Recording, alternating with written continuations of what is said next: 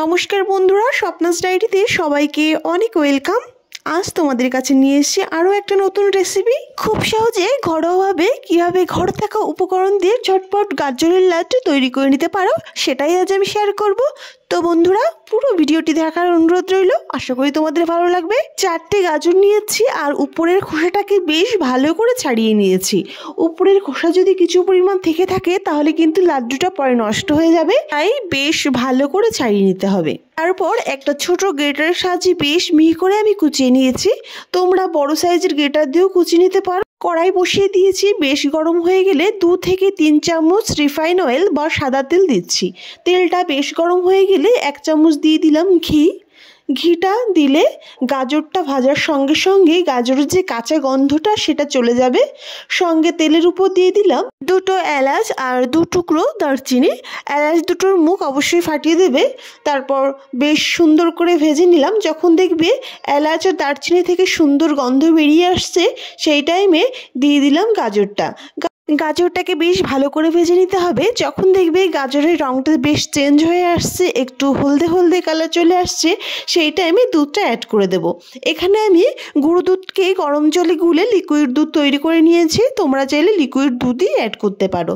তো medium to হাইতে জালটা রেখে 3 থেকে 4 মিনিট জ্বালিয়ে নিয়েছি। দুধটা বেশ শুকনো হয়ে আসছে। এই টাইমে 1/2 কাপ চিনি আমি অ্যাড করছি। তোমাদের স্বাদ অনুযায়ী চিনিটা দেবে।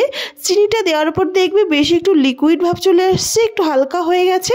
এই টাইমে আরও 2-3 মিনিট আমি জ্বালিয়ে নেব, যত সময় না শুকনো হচ্ছে। আর স্বাদটাকে ব্যালেন্সের জন্য সামান্য লবণ অ্যাড করলাম। সব কিছুকে আরও 2-3 মিনিট জ্বালিয়ে নেব। তার আগে দিয়ে দিলাম স্বাদটা বাড়ানোর জন্য কিছুটা কাজু আর কিশমিশ। স্বাদটাকে বাড়ানোর জন্য আমি দিলাম, তোমরা চাইলে স্কিপ করতে পারো। আরও 2-3 মিনিট জ্বালিয়ে নিয়েছি। দেখো বেশ কড়াই থেকে উঠে আসছে, মানে আমাদের গাজরটা পুরোপুরি তৈরি হয়েছে। শেষে 1/2 চামচ ঘি অ্যাড করে ভালো করে মিশিয়ে নেব একটু টাইম ধরে। তারপর নামিয়ে নেব। নামিয়ে নিয়ে একটু ঠান্ডা হওয়ার জন্য রেখে দেব।